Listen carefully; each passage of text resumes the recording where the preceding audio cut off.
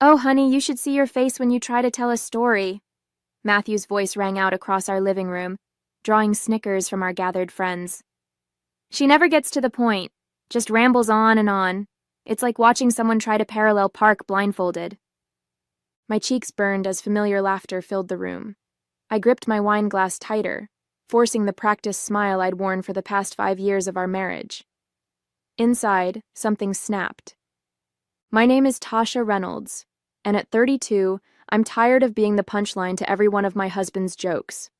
I work as a marketing executive at one of Houston's top firms, managing million-dollar campaigns and a team of 15 people. But at home, I'm just Matthew's favorite target, the subject of his endless jokes about everything from my cooking to my appearance. Tonight was supposed to be a casual dinner with friends, but like every other social gathering, it had turned into the Matthew show. He was in rare form, entertaining our guests with story after story, each one designed to make me look foolish. When I tried to share news about my recent promotion at work, he cut in with a comment about how I probably slept through the meeting where they announced it, since I could sleep through an earthquake. More laughter. More stares. Seriously, though, he continued, draping his arm around my shoulders in that possessive way he had, you should see her try to give presentations at work. Remember that time you called me crying because you forgot the client's name? That never happened. But Matthew had a way of making up stories that sounded just plausible enough, mixing in small truths with his fabrications, until even I sometimes questioned my own memories.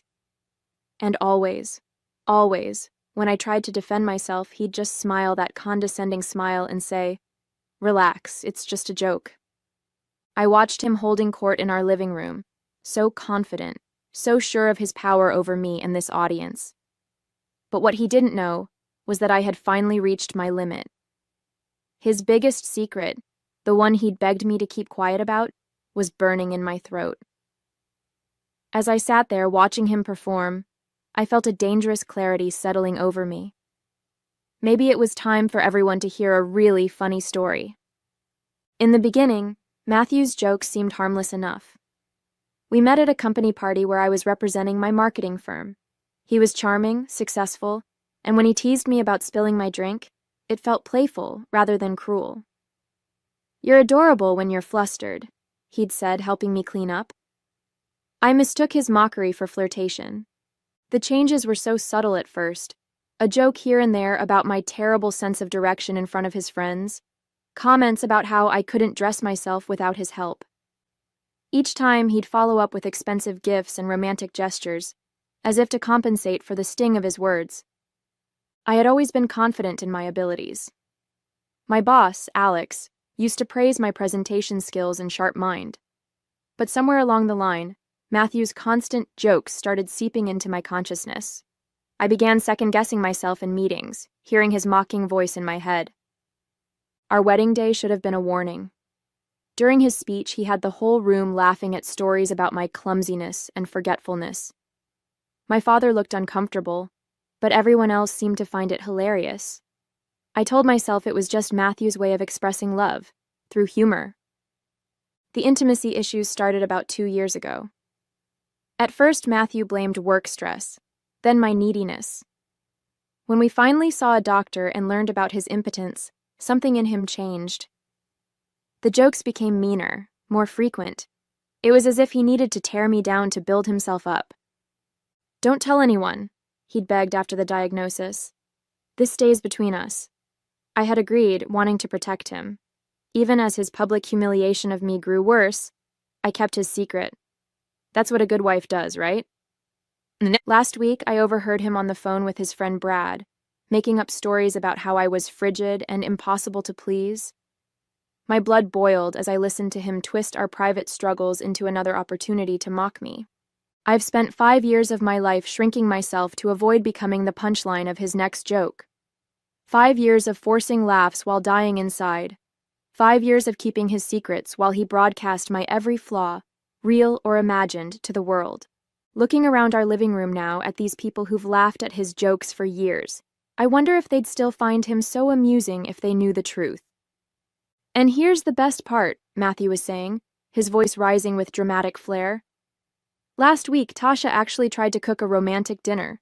You should have seen it. Burnt to a crisp, smoke everywhere. She can't even boil water without having a crisis.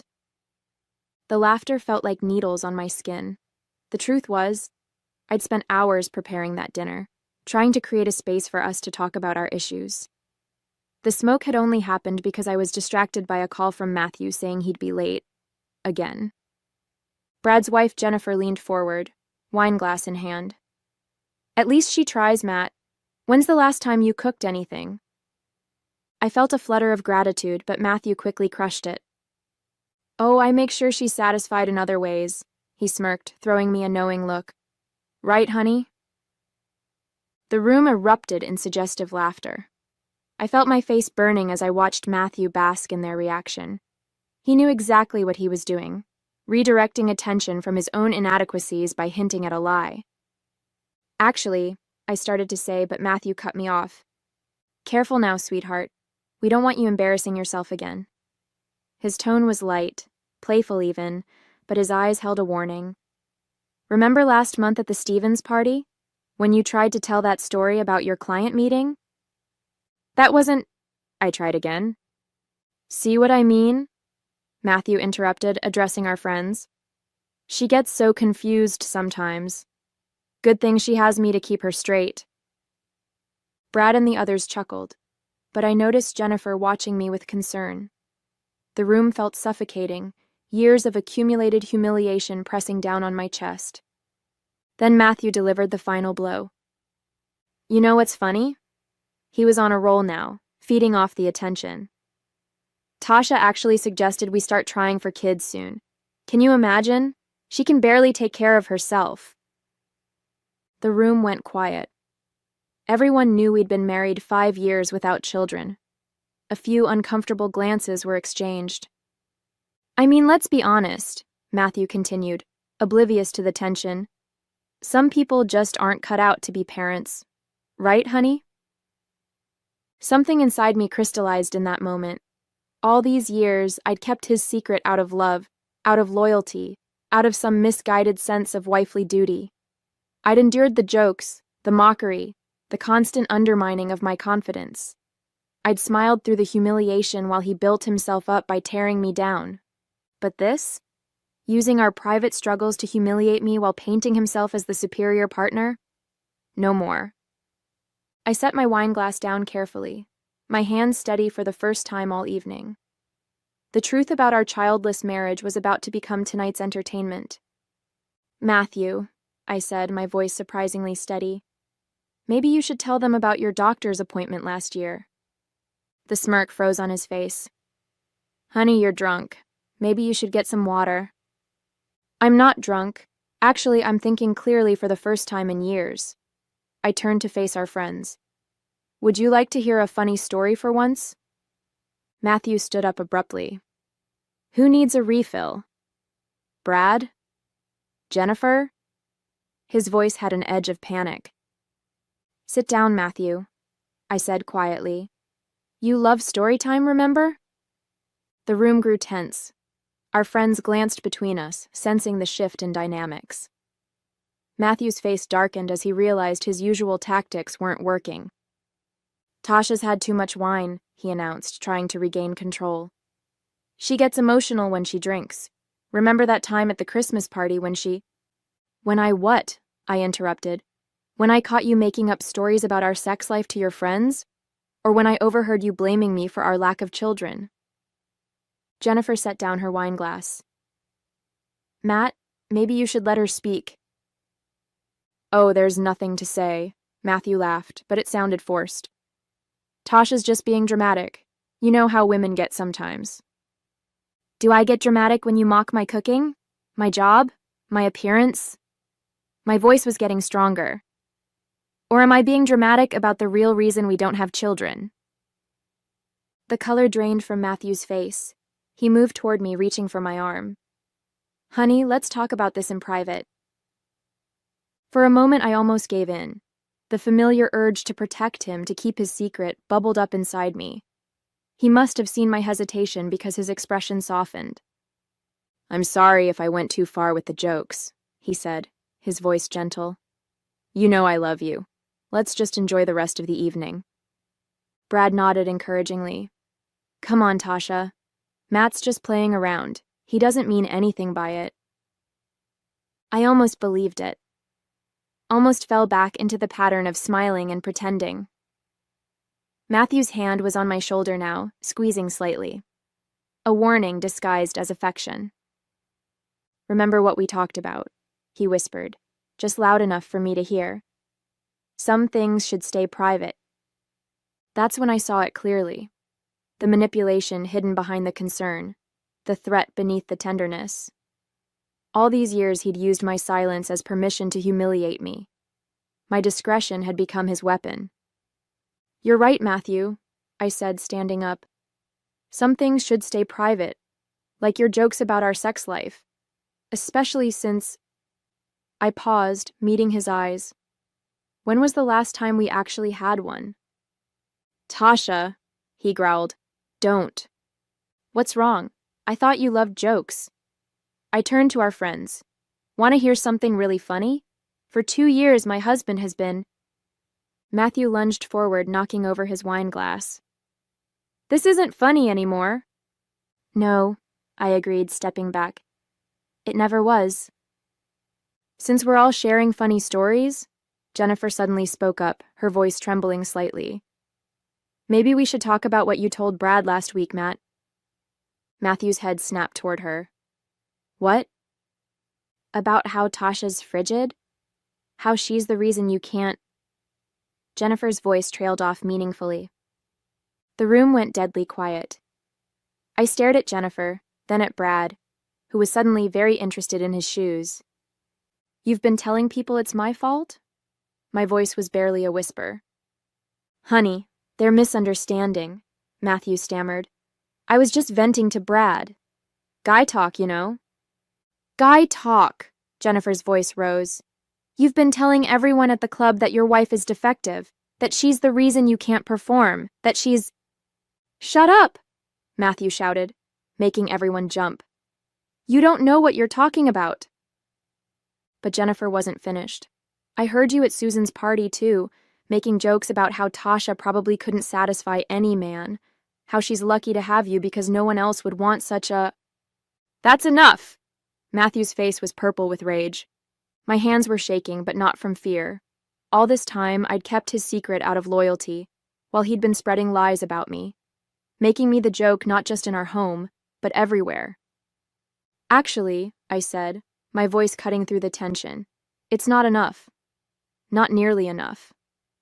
I turned to face our friends. Want to know why we really don't have children? Why Matthew makes jokes about our sex life but never actually talks about it? Why he's so desperate to make me look inadequate? Tasha, please, Matthew begged, his arrogance finally cracking. Think about what you're doing. I have thought about it. For 2 years, I've thought about it. Every time you mocked me in public, every time you made me feel small, every time you blamed me for our problems, I thought about it. I looked around the room, at these people who had laughed at his jokes for years. My husband has been impotent for the past 2 years. Complete erectile dysfunction. That's why we don't have children. That's why he invents stories about my inadequacies. That's why he needs to tear me down in front of everyone, to hide his own issues. The silence was deafening. Matthew stood frozen, his face ashen. The doctor said it was likely psychological. I continued, my voice steady. Suggested therapy, but Matthew refused, said he didn't need help.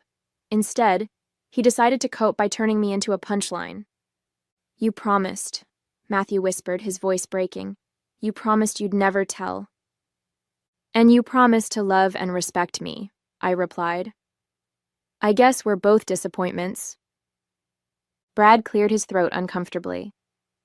Jennifer was staring at Matthew with undisguised disgust. The others shifted in their seats, avoiding eye contact. For the first time in our marriage, Matthew had no clever comeback, no cruel joke to deflect attention. He just stood there, exposed and humiliated, exactly how he'd made me feel for years. The power dynamic had shifted irreversibly. In revealing his secret, I'd freed myself from its weight. Now everyone would know the truth behind his cruel humor, the insecurity driving his need to humiliate me. You've ruined everything. Matthew's voice was low, dangerous. You think this is funny? You think humiliating me makes you better? No, Matthew, I don't think humiliation is funny at all. That's the difference between us. He turned to our friends, desperately trying to salvage his reputation.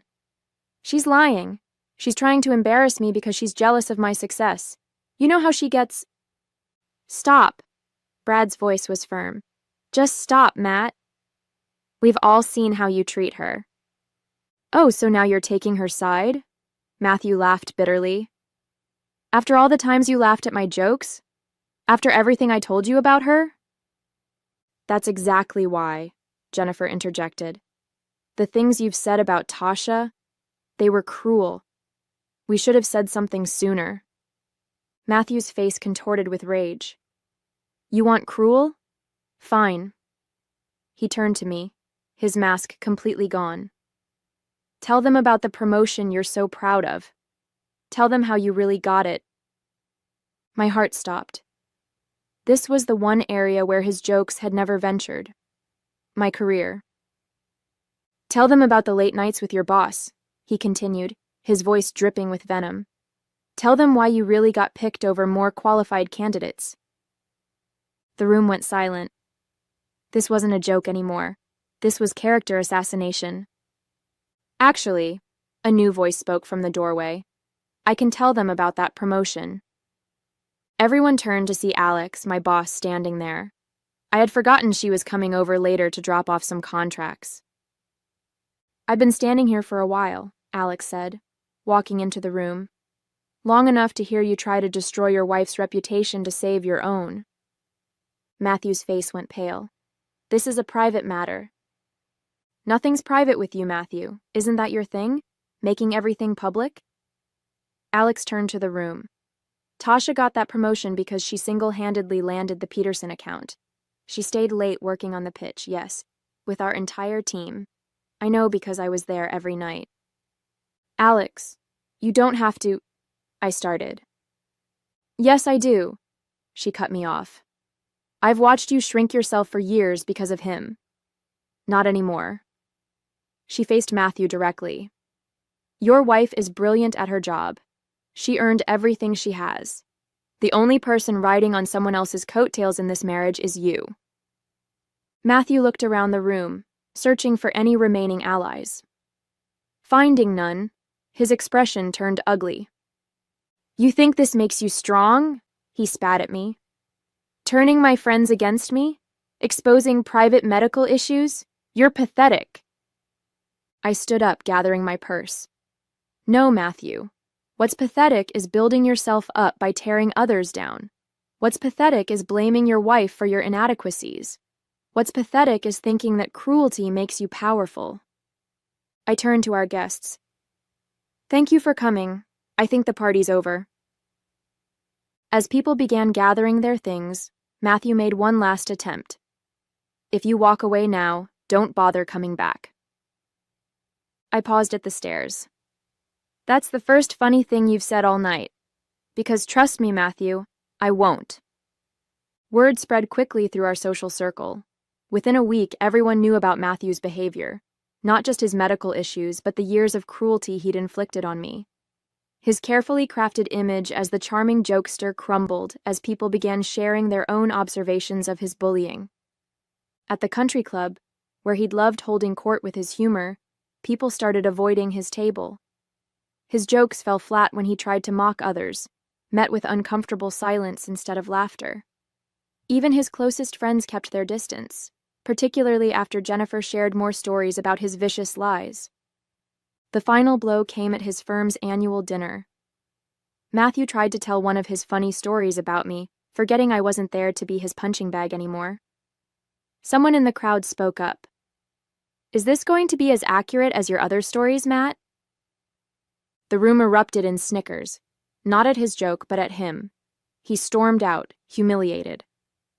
Later I heard he'd gotten drunk at a bar, ranting about how I'd ruined his life by betraying his confidence. But here's the thing about confidence. Real confidence doesn't come from tearing others down. It took losing my marriage to find mine. But as I packed my things and moved into my new apartment, I finally felt like I could breathe again. The last time I saw Matthew, he tried to make a joke about my moving boxes. Nobody laughed. Turns out cruelty isn't so funny when everyone can see it for what it really is. 6 months later, I barely recognized my life, in the best possible way. My promotion led to even bigger opportunities at work, and without Matthew's constant undermining, I finally felt confident taking them on. Alex became not just my boss, but a close friend, someone who celebrated my successes instead of mocking them. Jennifer and I stayed in touch too. She filed for divorce from Brad a month after our dinner party, saying my stand gave her the courage to face her own unhappy marriage. We meet for coffee regularly now, laughing about things that actually are funny.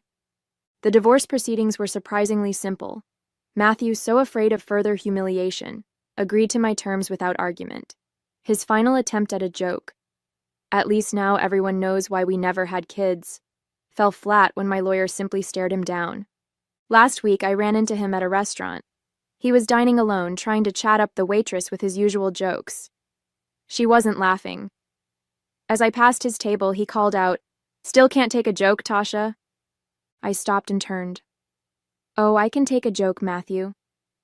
I just finally realized you were one." Walking away, I heard something I'd never heard in our marriage. Silence from Matthew. No comeback, no mocking laughter, just quiet acceptance of his new reality. These days, when I look in the mirror, I see someone who's done being the punchline of someone else's cruel jokes. I see someone who found her voice, her strength, and her smile again. Turns out the best revenge isn't just exposing a bully, it's reclaiming your joy.